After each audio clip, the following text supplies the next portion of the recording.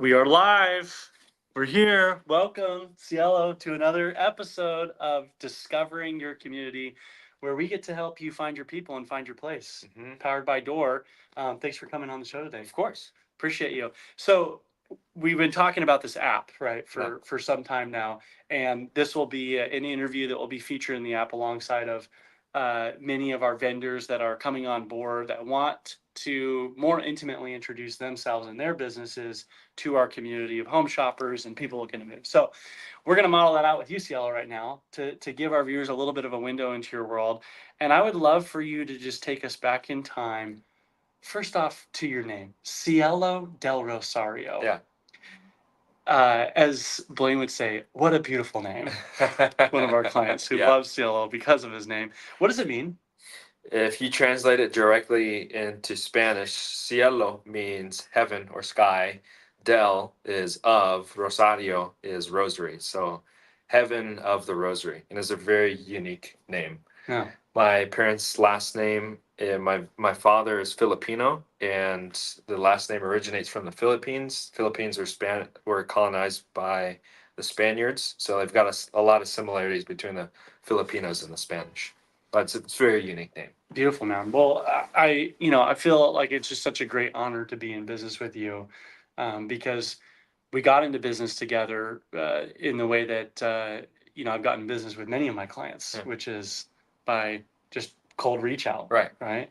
So if you could take us back into time of, first off, why real estate? Why did you decide to get into real estate in the first place? Yeah, that's a great question. I originally wanted to become a firefighter, and because of my medical condition of having seizures in my sleep, that didn't work out. I knew I didn't want to sit in front of a computer all day. I knew I didn't want to be stuck to a 9 to 5, and I knew that initially, right out of getting out of high school, I didn't want to go to college. I just didn't have an exact path. And so, around that time when I was transitioning out of firefighting, my parents were buying a house, and they said, you can make a lot of money. You're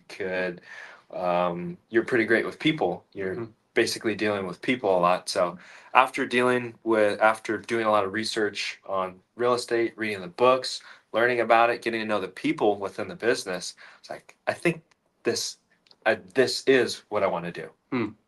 Well, and I know that when you started off, you didn't make a lot of money, No. right? So tell us about the journey. I mean, ultimately, you had to find something to motivate you more than just trying to make a paycheck to keep going. Right. To tell us a little bit, a window into kind of your origin story as you were starting your career in real estate. Took me a while to get my first deal, a little bit over a year, which is a long time of going at something and not seeing income to pursue.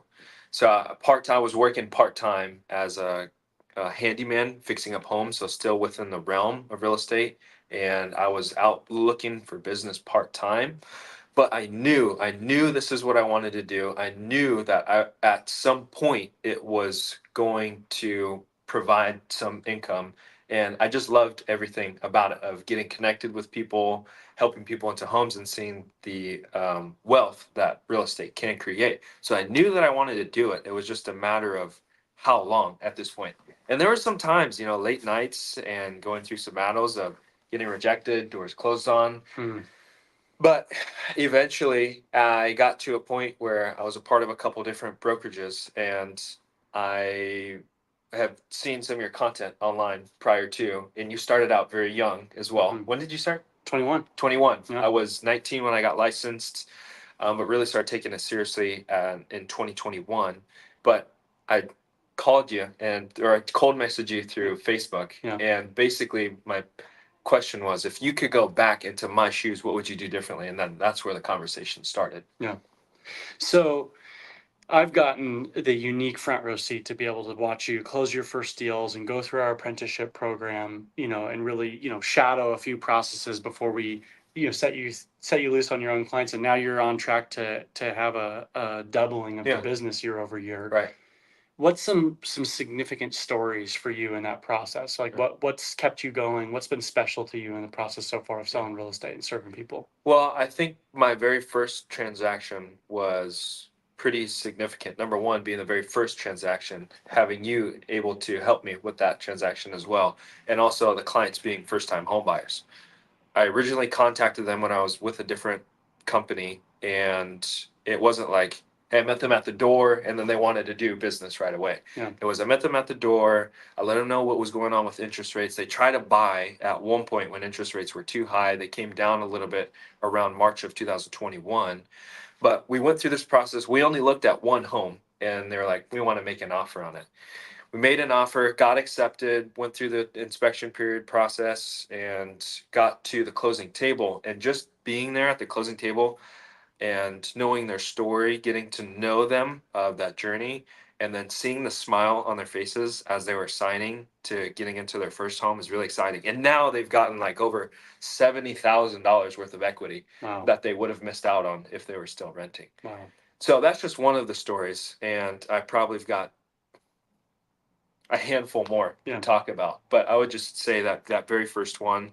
And although I've gotten a handful of transactions worth of experience under my belt now, Mhm. every single transaction has a story with it. And I think that's the most exciting part about being in real estate. Yeah. You could say the same thing too. Oh yeah, I mean the stories are what keep us going, Yeah. right? The smiles on people's faces.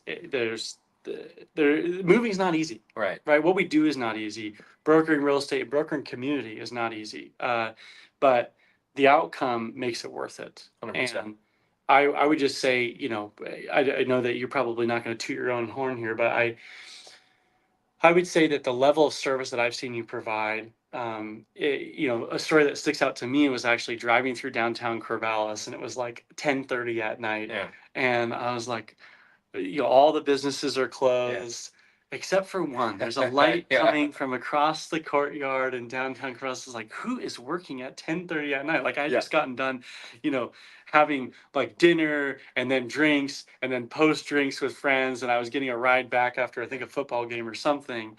And I was like, who on earth is working at like 10:30 p.m. Yeah. on a Saturday night? And it was none other than our own Cielo Del Rosario putting together a deal, Yeah. working on a counter, checking his emails, serving his clients at 10:30 p.m. on a Sunday, while the rest of the town was all either in undergoing shenanigans after a Beaver game or Right. whatever was happening that day. Yeah. And there was the only business person working in downtown Corvallis at that time was Cielo, and that will always just stand out to me as like I've consistently seen you going above and beyond for your clients, truly bringing a phenomenal work ethic to the table, and also your energy and your smile. And so this is my chance to brag on my guy who I get to work with every day, to say, if you guys get a chance to work with Cielo, it's a privilege.